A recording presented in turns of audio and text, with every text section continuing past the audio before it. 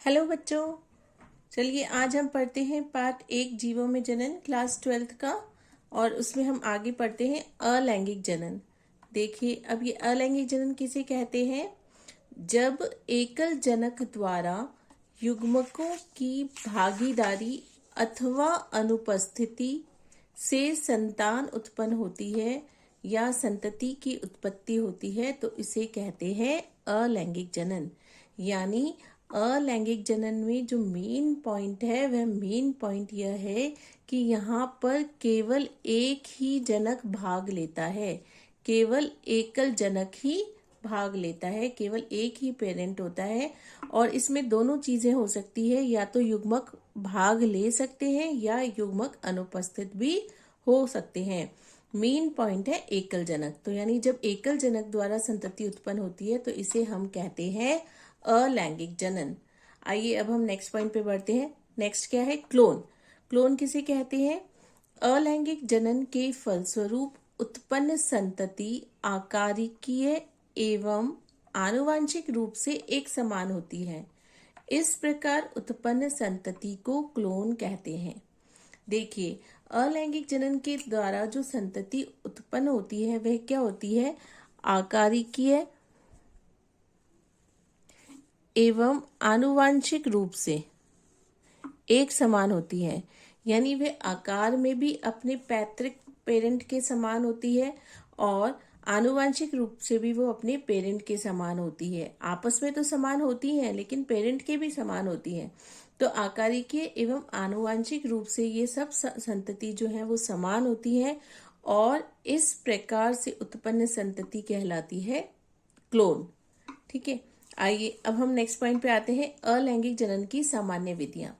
देखिए एनसीईआरटी के अनुसार जो सामान्य विधियां हैं वो हमको पढ़नी है। सबसे पहली विधि है द्विखंडन। द्विखंडन का क्या मतलब है, दो भागों में टूटना। द्वि मतलब दो, खंडन यानी टूटना। तो जब एक कोशिका दो भागों में विभक्त हो जाती है तो इसे कहते हैं द्विखंडन। यहाँ पर देखिए मैंने उदाहरण के माध्यम से इसको समझाया है। जैसे यह एक अमीबा की कोशिका है। अमीबा की कोशिका क्या करती है, ये दो भागों में विभाजित हो रही है और यह प्रत्येक भाग वृद्धि कर कर वयस्क जीव में बदल जाता है। तो इस विधि को हम कहते हैं द्विखंडन। आपको उदाहरण याद रखने हैं, जैसे अमीबा है, पैरामीशियम है, इनमें जनन की यही विधियां पाई जाती है, द्विखंडन। उसके बाद नेक्स्ट जो है हमारा वो है मुकुलन। मुकुलन किसे कहते हैं, इस विधि में जीव के शरीर पर छोटी कलिकाएं उत्पन्न हो जाती है। देखिए इस विधि में क्या होता है, जो भी जीव होता है उसके शरीर पर छोटी कलिकाएं उत्पन्न हो जाती है। प्रारंभ में यह कलिकाएं जनक से जुड़ी रहती हैं। देखिए यहाँ पर मैंने एक उदाहरण के माध्यम से, ईस्ट के उदाहरण के माध्यम से बताया है। ये देखिए यह ईस्ट है, इसके शरीर पर इस तरह की एक कलिका उत्पन्न हो रही है। अब यह कलिका क्या कर रही है, यह कलिका वृद्धि कर रही है। तो प्रारंभ में तो क्या है, यह जो है वो अपने जनक से जुड़ी हुई है, लेकिन बाद में यह अपने जनक से अलग हो जाएगी, टूटकर अलग हो जाएगी और अलग होकर परिपक्व होकर नए ईस्ट का निर्माण करेगी। तो प्रारंभ में यह कलिकाएं जनक से जुड़ी रहती हैं, बाद में यह टूटकर अलग हो जाती है तथा परिपक्व होकर नया जीव बनाती है। ठीक है, तो यह हो गया द्विखंडन और मुकुलन। तो मुकुलन पाया जाता है ईस्ट में।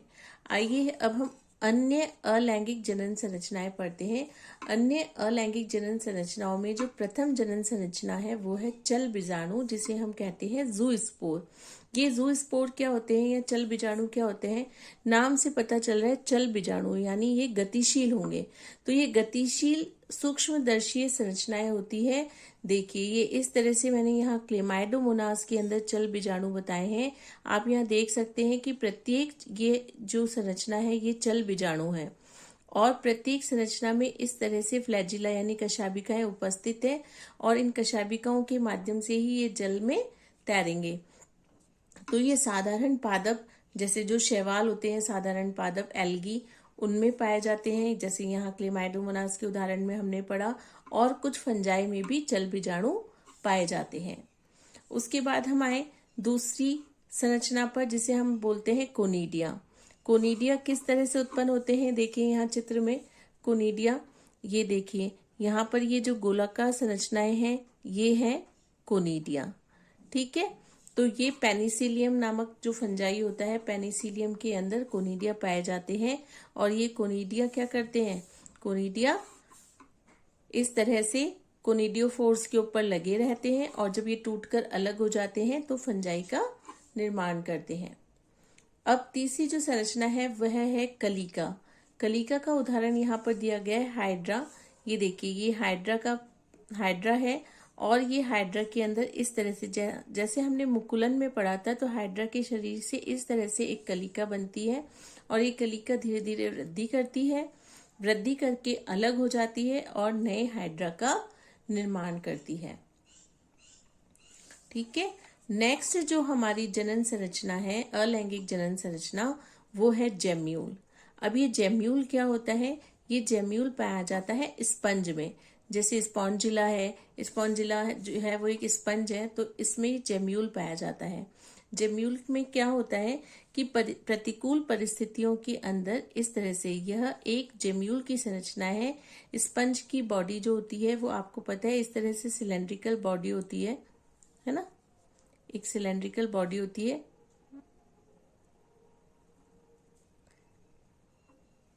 इस तरह से यहाँ पर ये जेम्यूल बन जाते हैं बॉडी के अंदर, यानी जो बाहर की बॉडी होती है वो तो क्या हो जाती है, डिसइंटीग्रेट हो जाती है, नष्ट हो जाती है, और ये जेम्यूल जो होते हैं वो प्रतिकूल परिस्थितियों में भी जीवित रहते हैं। यह एक जेम्यूल है और इसके अंदर ये जो आपको रेड कलर से दिख रही हैं वो जो कोशिकाएं होती है उनको कहते हैं आर्कियोसाइट्स। ये जो कोशिकाएं होती है वो कहलाती हैं आर्कियोसाइट्स।